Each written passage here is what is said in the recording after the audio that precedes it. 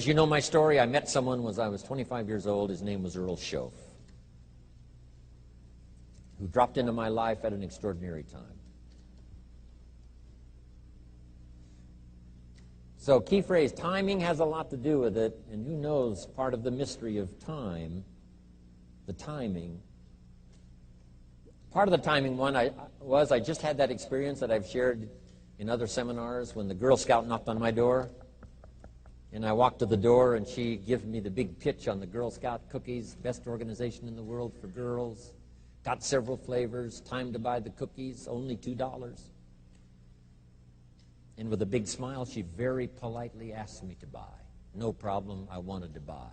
Big problem, I didn't have $2 in my pocket. And I didn't want to tell her that. So I did what I thought was next best. I lied to her. And I said, hey, look, I've already bought plenty of Girl Scout cookies. We've still got plenty in the house we haven't eaten yet. She said, oh, that's wonderful. Thank you very much. And she leaves.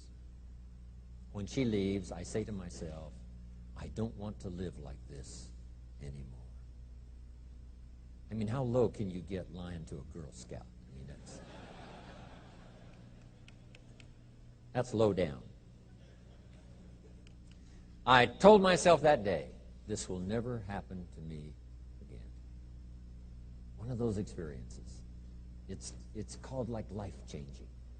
I said, I'm going to search till I find better opportunities so my pocket won't be empty and the bank account won't be empty, and I won't be so far behind on my promises to my family. And it was shortly after that I meet Earl Schoaf, who taught me how to be wealthy, who taught me how to change my life. So who knows what the connection is, right? Someone says when the student is ready, the teacher will appear. You know, I don't know all the mystery of that. But anyway, it seems like some of those things uniquely happen. But it was Mr. Schoaf over a 5-year period before he died at age 49 who taught me some extraordinarily simple things. He only went to the 9th grade in school, never finished high school, never went to college, never went to university.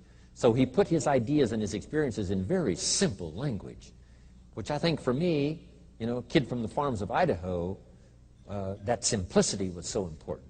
Because if it would have been technical, I'd have missed it. If it would have been mystic, I would have, backed away. But it was just basic, blunt, ABC, familiar stuff that I hadn't thought of before.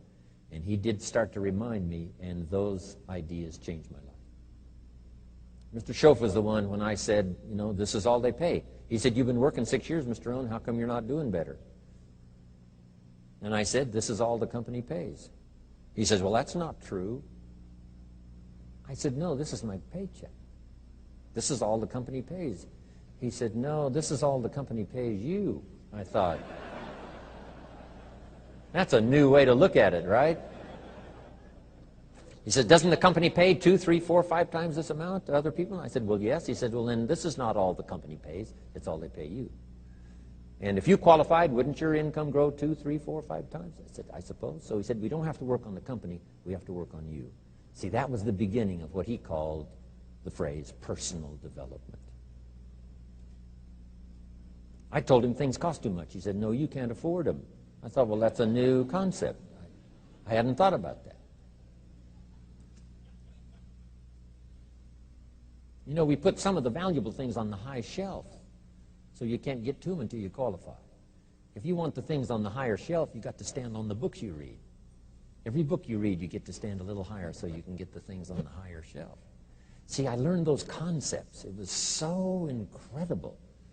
And here was the most important one. Success is something you attract by the person you become. See, that phrase changed my life. Success is something you attract by the person you become. Success is not something you pursue. It's like chasing a butterfly. You can't quite catch it. Success is something you attract by becoming an attractive person. See, those were new concepts to me. I'm just working hard trying to make a living. Here's what he said to me. This changed my life. I got a chance to teach this in Moscow and across Russia. 3 visits, now the 4th. Here's what Schoaf taught me. Profits are better than wages. Nobody taught me that in high school. Nobody taught me that. I went to 1 year of college. Nobody taught me. Profits are better than wages. Wages make you a living. Profits make you a fortune. And how could you work on both a living and a fortune? He said, well, you could start part-time working on your fortune while you're working full-time on your living. I thought, wow. Now he said it's fun to get up in the morning.